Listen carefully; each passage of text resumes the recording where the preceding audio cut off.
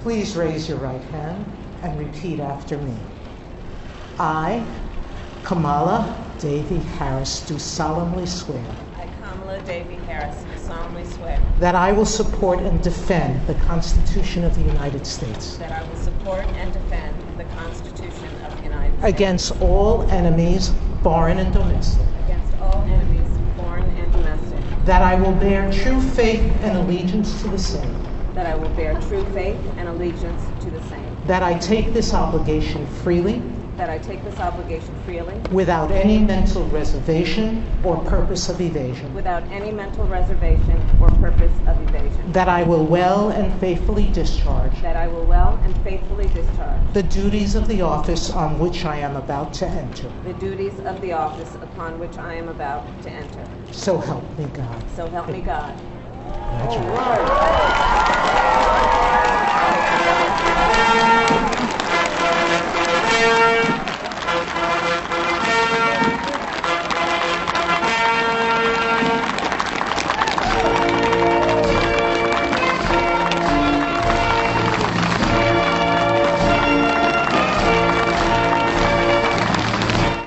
Please raise your right hand and repeat after me. I, Joseph Robinette Biden Jr., do solemnly swear I, Joseph Robinette Biden Jr., do solemnly swear that I will faithfully execute that I will faithfully execute the office of President of the United States the office of President of the United States and will, to the best of my ability, preserve, protect, and defend the Constitution of the United States. Constitution of the United States. So help you God. So help me God. Congratulations, Mr. President.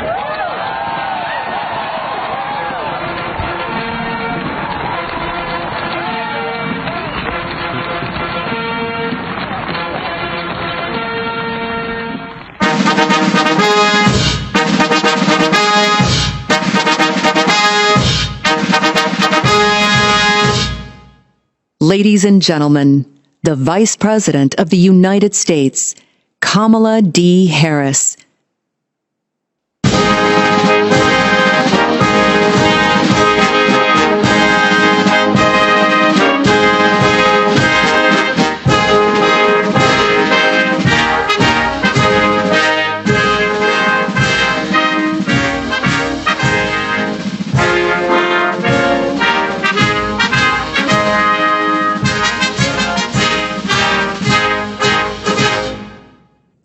Good evening. It is my honor to be here, to stand on the shoulders of those who came before, to speak tonight as your Vice President.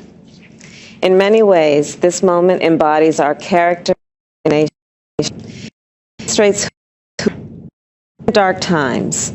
We not only dream, we do. We not only see what has been, we see what can be. We shoot for the moon, and then we plant our flag on it. We are bold, fearless, and ambitious. We are undaunted in our belief that we shall overcome, that we will rise up. This is American aspiration. In the middle of the Civil War, Abraham Lincoln saw a better future and built it with land-grant colleges and the Transcontinental Railroad. In the middle of the Civil Rights Movement, Dr. King fought for racial justice and economic justice. American aspiration is what drove the women of this nation throughout history to demand equal rights, and the authors of the Bill of Rights to claim freedoms that had rarely been written down before. A great experiment takes great determination, the will to do the work, and then the wisdom to keep refining, keep tinkering, keep perfecting. The same determination is being realized in America today. I see it in the scientists who are transforming the future. I see it in the parents who are nurturing generations to come, in the innovators and the educators, in everyone, everywhere, who is building a better life for themselves their families, and their communities. This, too, is American aspiration. This is what President Joe Biden has called upon us to summon now. The courage to see beyond crisis, to do what is hard, to do what is good, to unite, to believe in ourselves, believe in our country, believe in what we can do together. Thank you, and may God bless America.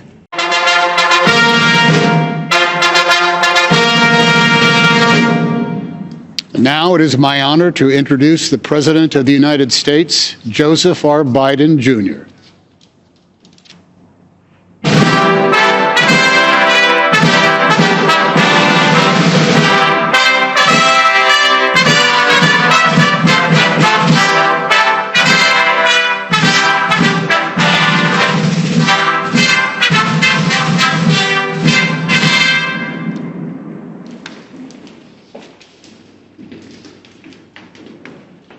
Hello, all the participants in tonight's event. It's humbling to stand here in this place in front of these sacred words, humbling out of respect to President Lincoln and the office we now share, and humbling because of you, the American people. As I said earlier today, we have learned again that democracy is precious. Because of you, democracy has prevailed. That's why Jill and I, Kamala and Doug, wanted to make sure our inauguration was not about us, but about you, the American people. This is a great nation. We're a good people. And to overcome the challenges in front of us requires the most elusive of all things in a democracy, unity. It requires us to come together in common love that defines us as Americans. Opportunity, liberty, dignity, and respect. And to unite against common foes, hate, violence, disease, and hopelessness. America's story depends not on any one of us, not on some of us, but on all of us, on we the people. That's the task before us. The only way we'll get through the darkness around us. There are moments in our history when more is asked of us as Americans. We saw that in the Civil War. We saw that with Dr. King dreaming from these steps across the mall.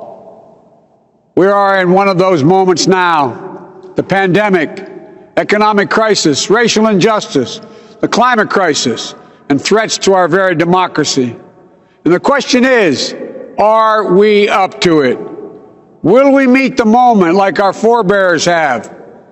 I believe we must, and I believe we will. You, the American people, are the reason why. I've never been more optimistic about America than I am this very day. There isn't anything we can't do if we do it together. And that's what you'll see tonight. Stories of ordinary Americans who do extraordinary things. That's how we'll celebrate America and respect and represent America in our time in office. America built of decency. It's built of decency and dignity, of love and healing, of greatness and goodness, of possibilities. This is a story that guides us, inspires us, and unites us today and always. So thank you for this honor. I will give my all to you. May God bless America, and may God protect our troops.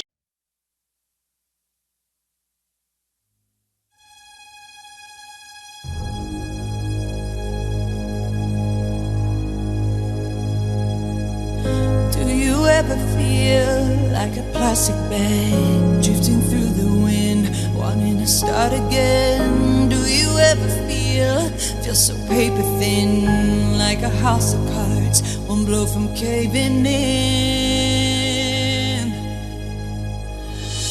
Do you ever feel already buried deep, 6 feet under screens, but no one seems to hear a thing? Do you know that there's still a chance for you? 'Cause there's a spark in you. Ignite the light and let it shine. Just own the